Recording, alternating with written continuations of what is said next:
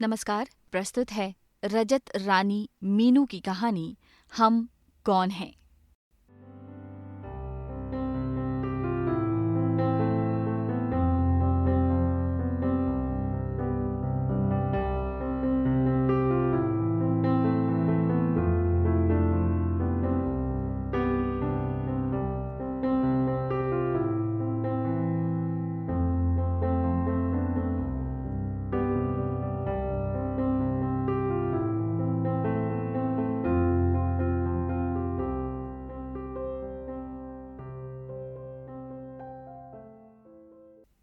ओमा, अब हमें जल्दी सो जाना चाहिए।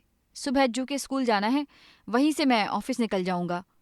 ठीक है, सो जाओ, हम सुबह जल्दी उठ जाएंगे। घड़ी में अलार्म लगा दिया है, कहते हुए उमा कमरे की लाइट बंद करके सोने चल दी। अगले दिन धनेश्वर और उमा बेटी को लेकर समय से स्कूल पहुंच गए। वहां पहले से ही 3-4 अभिभावक लाइन में लगे हुए थे। उमा क्यू में लग गई और पर्स से रुपयों की गड्डी निकालकर धनेश्वर की ओर बढ़ाते हुए बोली, जब तक ये अंकल पैसा जमा करा रहे हैं, आप एक बार गिन लो, अभी थोड़ी देर में हमारा नंबर आएगा। क्यू में आगे लगा व्यक्ति बुदबुदा रहा था। छोटे छोटे मासूम बच्चों के एडमिशन में इतने सारे पैसे देते हुए हाथ कांप जाते हैं। हमारी पूरी पढ़ाई में भी इतना रुपया नहीं लगा। आगे वाले व्यक्ति की व्यथा सुनते ही एक अन्य सज्जन ने भी अपने मन की कसक व्यक्त की। वहां खड़े अभिभावक उनके चेहरे की तरफ देखने लगे। ऐसे में उमा को अपनी इंसल्ट होती हुई महसूस हुई। फिर भी वो चुप ही रही। इस समय उसने नाराज होना उचित नहीं समझा।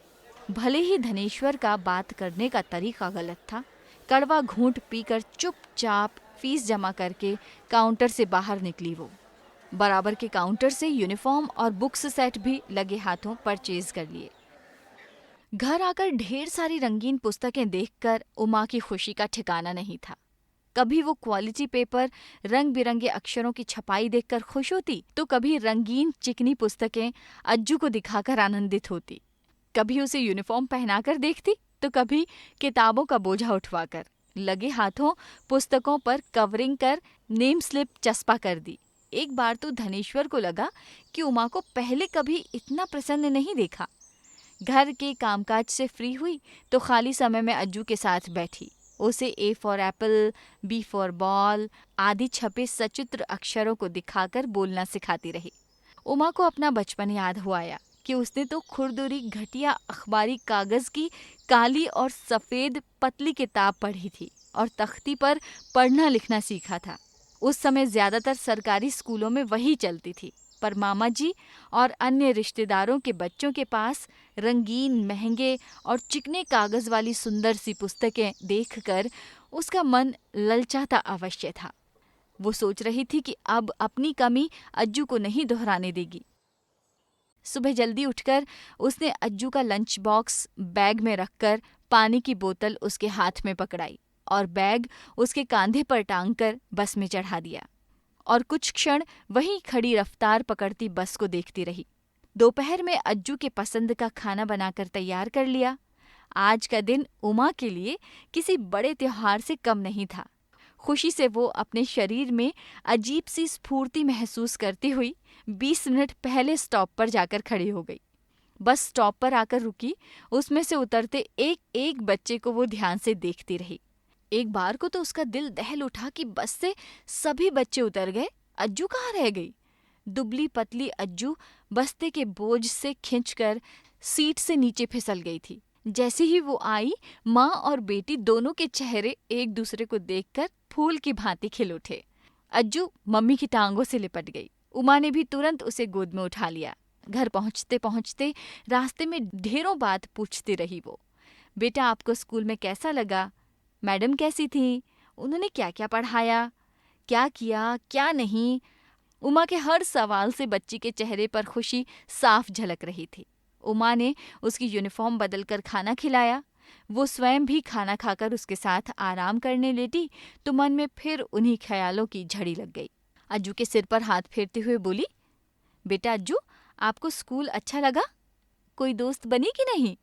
टीचर ने आपसे बात की? आपका नाम पूछा? इंट्रोडक्शन हुआ आपका? इस बार अज्जू ने जवाब दिया, जी मम्मी, मैडम पूछ रही थी व्हाट इज योर नेम। आपने क्या बताया? My name is Ajatika. Good.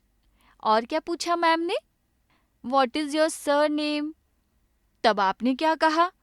Mummy, मैंने मैडम को सरनेम बता दिया। उमा ने चौंक कर पूछा, क्या बता दिया बेटा? बता दिया, आई एम अजातिका। क्या मैडम सेटिस्फाई हुई? नहीं, मैडम ने कहा पूरा नाम बताओ। मैंने पूरा नाम भी बता दिया।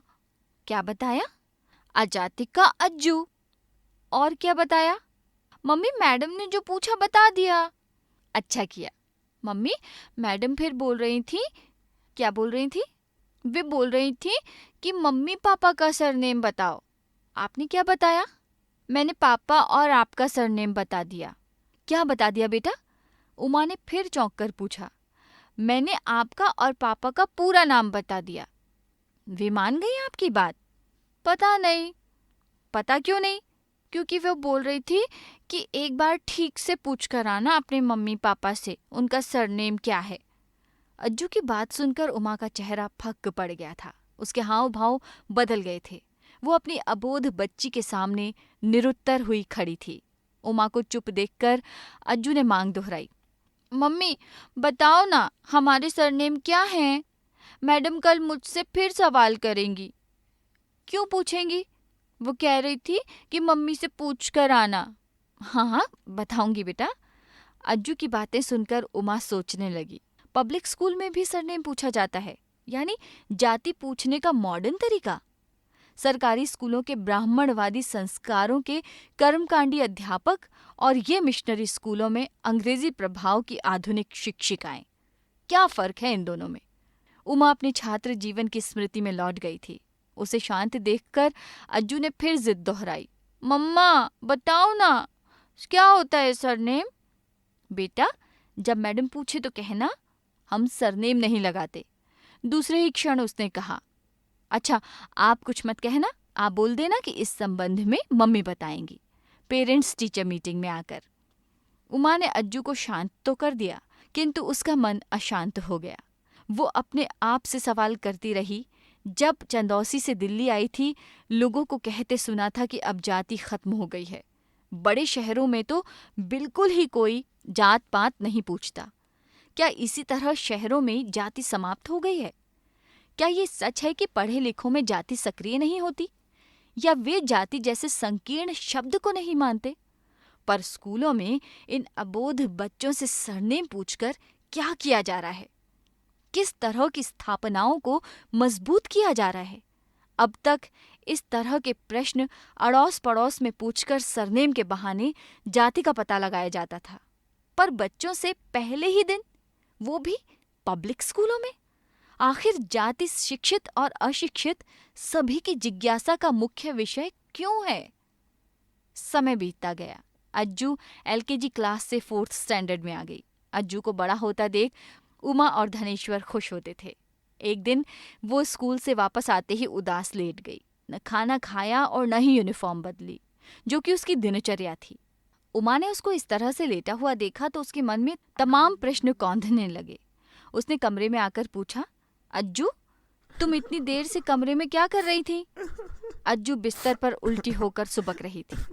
उमा ने उसे बैठाते हुए पूछा, क्या हुआ बेटा, ड्रेस क्यों नहीं चेंज की? मैडम ने कहा कुछ?